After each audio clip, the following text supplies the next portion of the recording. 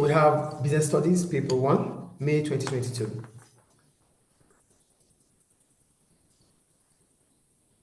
Define the term consumer income. When we talk about income, it's earnings. So consumer income is the money received for an occupation, or for a job done, or for a business opened. That's what income is. We go to question 2, 1B. Vietjet Air has 80 planes. Each plane has 240 seats. Flies 3 flights a day. Is 88% full. Using this data, calculate the total demand for Viet Air seats each day. You are advised to show your working. So it's going to be the total amount, which is 80 planes multiplied by 240 seats, multiplied by 3, multiplied by 88, divided by 100. You get it here? So that gives us 506,880. Then you divide by 100. Zeros cancel 0. So we have 50,688 seats. Is it clear, please? Is it clear? Yes, sir. Okay, well on. Go to question C.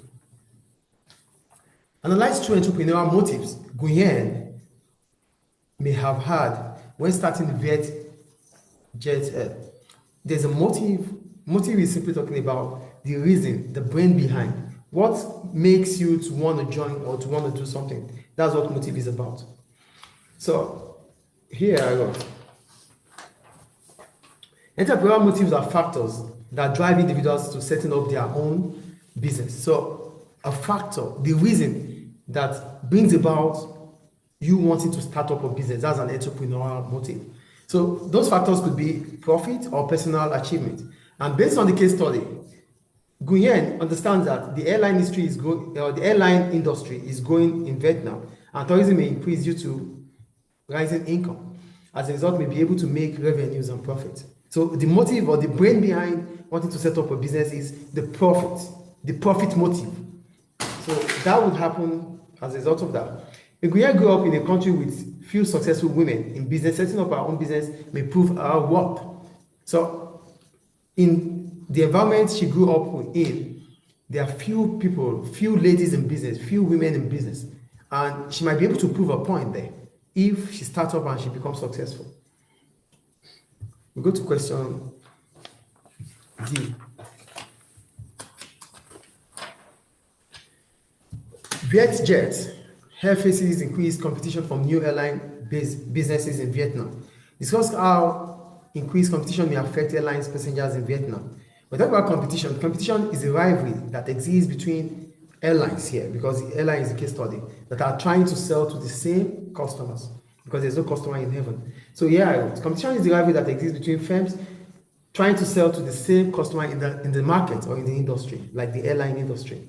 An increase in competition means more flights will be available. This will in turn increase consumer choice, because you're talking about the passengers.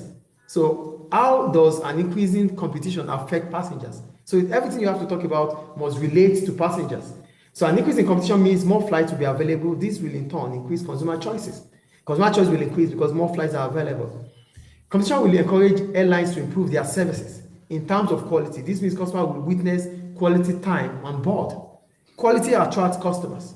That's the second point. The third one, competition may bring about lower prices. As airlines will compete for lower prices, this means flights may become affordable for passengers. I'm linking each point with passengers. However, the cost associated, that is where she talked about cost. The cost associated for operating airline is high. That is the reality. To run an airline, it's not cheap. So that is the reality. So, which means smaller airlines such as Bamboo may find it difficult to compete with larger airlines. As a result, they might be forced out of the market. And when they are forced out of the market, competition reduces. And if competition reduces, it means higher prices for passengers. Do you see how it affects passengers here? It does not affect passengers because Bamboo is leaving. It affects passengers because as soon as Bamboo leaves, competition reduces, and that increases the price. But Mr., I said here consumers have different prices of seats between the companies. But but the increase in success for her is that quote unquote, she said, keeping costs low will increase the passengers for a plane. But the point is not about the cost low now. The cost to be low in an airline industry is presumed to have an increase in cost. Do you know how much they said even an aeroplane? Talk about maybe it's expensive. Boeing or whatever sort of airplane you want to buy, they are quite expensive. So running a business like that, it needs a huge amount of money to invest. So which means you cannot run an airline with a small budget. So just get that part now. Irrespective of whatever the price might be, running an airline is quite expensive. So go to question D. Question E, sorry. Assess benefits to a business such as VetJet of offering performance-related pay to its employees. When we talk about PLP, this is a financial reward offered to employees for reaching a required target or standard or objective. So you get a PLP if you meet up with a target, and it is always individual. So if VetJet offers PLP, it may attract pilots who are financially motivated. This will increase the numbers of pilots available to VetJet as the supply of pilots is significantly low. You get the point here? With PLP, you might attract pilots that are financially motivated. Although, based on the case study, the supply of pilots are less. So, with you giving PLP, it might attract pilots. And that might increase the numbers of pilots you have compared to your competitors. PLP may bring about efficiency and productivity as employees in VetJet may work harder to meet the set target or standard. So this will in turn allow VetJet to compete in the aviation industry. Because when productivity increases based on the fact that employees want to meet up with the target so that they can get the entitlement of the bonus. So that increases productivity, and if productivity is increasing, it allows you to be able to compete in that market. PLP may allow VetJet to retain its employees, as the bonus may increase their loyalty, which may in turn reduce the cost of recruitment for VetJet. So employees will stay, they will stay loyal, they won't be leaving. And if they are not leaving, that means the cost or the labor turnover will be less. And what about labor turnover? We're talking about the numbers of workers that leave a company within a year. Put that in mind, please. However, a financial incentive such as PLP may increase the cost of production for VetJet. This may lead to increasing the price of tickets, affecting the demand for tickets. Also, rewarding employees individually may destroy team working, as employees may prefer personal gain, as a result, reduce overall productivity. When you reward them personally, everyone will do their own job. They want to do it and meet up with the target. But what happens, that's individually. What happens to the overall productivity of the company? Because the overall productivity comes in line with teamwork. So if teamwork is lacking, overall productivity will suffer. Is it clear? Is it clear, please? Go to question 2. Define the term USP. When you talk about USP, it's any feature or factor that differentiates a product from those of its competitors. That's what USP is. So we have the second question. It said, in a country where GoPro sells its products, the income elasticity of demand for camera is 0.6. Average income increased by 5%. Using this data, calculate the percentage change in sales of GoPro cameras. You are advised to show your working. So here we have YED equals to percentage change in quantity demanded over percentage change in income. So here we have 0.6 as our YED, 0.6 equals to the quantity demanded in percentage divided by 5%, which is 0.05. Then we cross multiply. So we have 0.6 multiplied by 0.05 equals to our quantity demanded. So here gives us 0.6 multiplied by that gives us 0.03 equals to percentage change in quantity demanded multiplied by 100 multiplied by 100. So that gives us 3%. So that's the answer for that.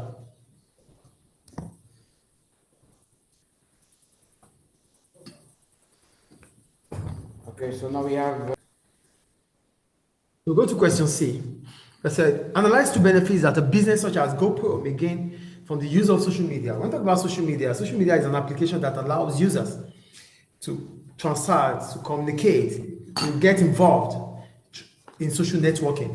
It's about social networking, and you get involved through the social media. That is what a social media is. I think you get the point. So the benefit of social media to GoPro are as follows. One, it will create brand recognition.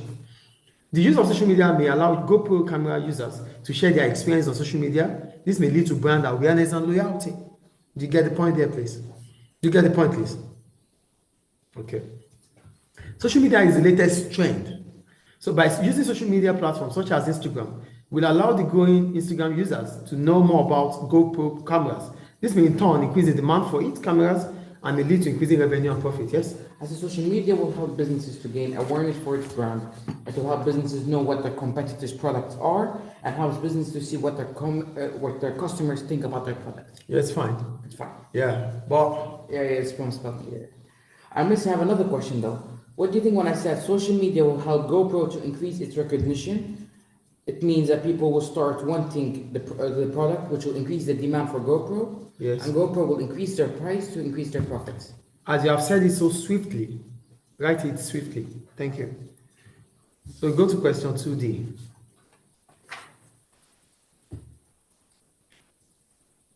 Discuss the positive impact of ethical sourcing on a business such as GoPro. When we talk about ethical sourcing, it simply means a business is purchasing or buying products from businesses that are socially responsible. That is what ethical sourcing is about. You buy products from businesses that are socially responsible. Not environmentally? Social responsibility takes everything. Okay. Social responsibility talks about you not using child labor. That means you are ethical. You don't use child labor. You pay your workers fairly. You don't dismiss workers unfairly. These are what you don't cause. You don't create externalities. Deforestation. These are what social responsibility is about. So, the following are the impact of sourcing ethically for GoPro. One, it may improve the reputation of GoPro as it expects its suppliers to be fair in their treatment to their employees. So this means GoPro puts into consideration the welfare of others and may result into people speaking highly of GoPro. So because they speak highly of you, it improves your reputation. Two, ethical sourcing may attract investors who are ethically inclined to invest on GoPro. This may allow GoPro to compete with businesses such as Sony. However, sourcing ethically may be quite expensive, as suppliers paying higher wages may increase their cost. As a result, may raise the price of camera parts. So, and also, consumers may not even be aware of ethical stance. Consumers might not even know about ethical stance before they make decisions about buying. So that's the consequence. So why do you have to spend so much on what consumers are not going to be aware of? I think it's clear. Is it clear, please? Yes, Mr. But I have a question. Yes, please, I'm with you. What do you think about this idea? Increasing the price of GoPro due to the rise of ethical sourcing, individuals might not want to use cameras anymore, and they respond by using their phones. Now, the point is not about GoPro. It's about the suppliers of GoPro. Oh. It doesn't start with GoPro. GoPro only source. So, which means the bone of contention here is the suppliers. Supply, not GoPro. Not GoPro. So GoPro will only buy from them if they are ethical, if they are ethical, if their dealings is in line with morality. But for them to be in line with morality, it is expensive for them to do. That is why they're going to sell parts of the cameras high in terms of the prices, and that increases the cost of production for GoPro. So if the cost of production increases for GoPro might as well increase the price.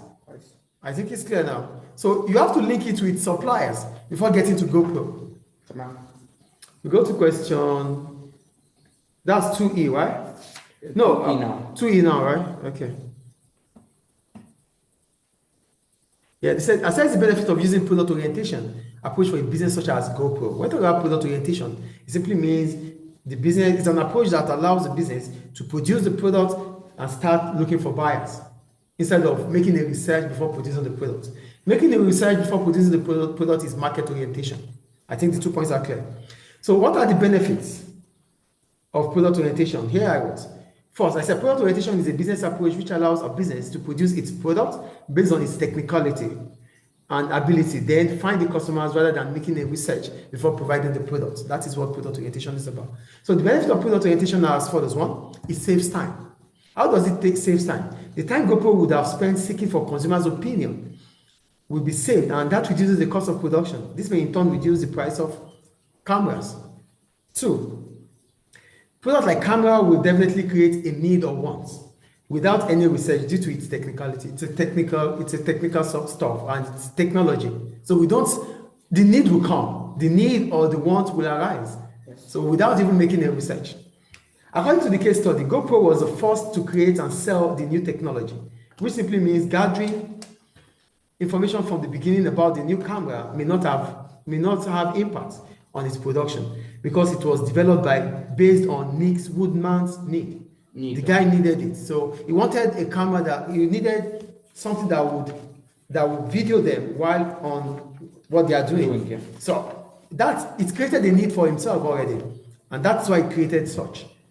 Do you understand? He wanted to take photos with his friends surfing. So, however, market orientation may be more ideal as it identifies consumer needs and also allows the discovery of new group to sell to. For example, the musicians and television broadcasters is written in the case study.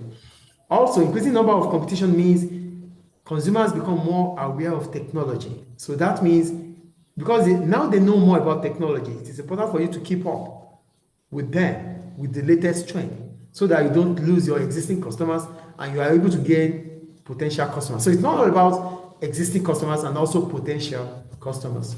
That ends question. Yes? Well, at this point, GoPro was not focusing on customers' needs that lead to GoPro sales for them. Yes. Yeah, but at the end of it all, GoPro went back to use the market research in the case study.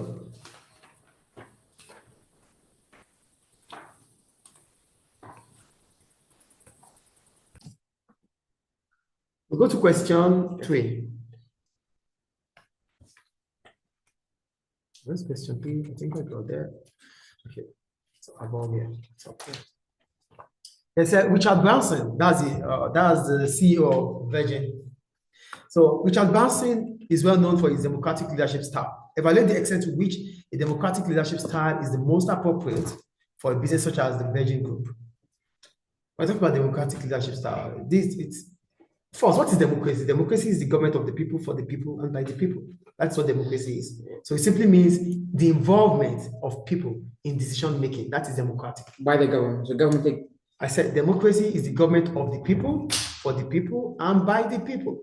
So it simply means democracy is simply about the involvement of people. So here, democratic leadership style allows every member of a group, like the Virgin Group, to participate in decision-making process. Not to participate in decision-making, but the process of it. The final decision comes from the owners. I think the point is clear. So without saying making process, you're getting it wrong.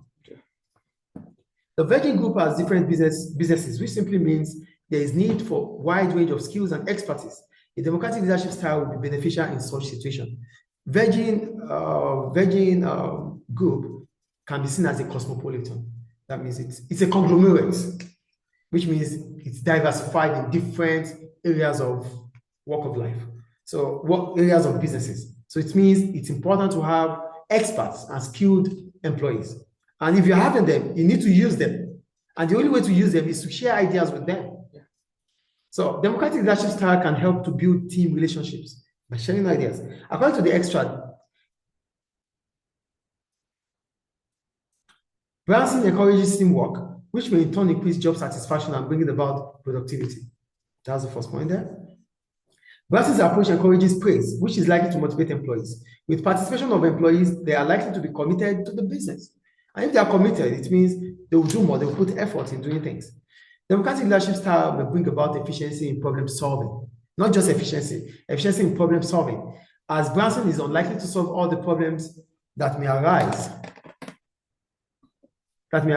in Virgin Group. It cannot solve all the problems. So different problems will come. And if they do come, with a lot of people available, they will be able to solve it efficiently. However, there are other leadership styles that can be used. For example, we have autocratic leadership style, we have laissez-faire leadership style, we have paternalistic leadership style. So democratic leadership style may delay decision making, as if Branson has to consult every member before making decision. That is decision making. That is what I meant by nothing like bias here. Decision making might be late because you have to wait for them through the decision making process. If you have to wait for everyone, it might delay your decision making, which is not good for the business. Democratic leadership style doesn't guarantee the best possible solution, as different situations need different approach. There are different situations that might occur. So when you say you are going to use democratic leadership style for all situations, there's dynamism. We are in a world that things change before we know it. So sometimes you need autocratic leadership style for a situation to occur. So for autocratic leadership style, this might occur because you need to make a quick decision, right? As of now, you have to make that decision. You can't use democratic for that. Yeah. You use autocratic. Autocratic. Do you understand? That's why I said here that, for example, Branson might need to make urgent decisions. Autocratic would be ideal. And that ends paper 1 of 2020, May, June 2020. Yeah, thank you. Hold on, please. Paper 1. 2022. It's 2022 or 2022? 2022. Paper 1, May, June of 2022. Thank you.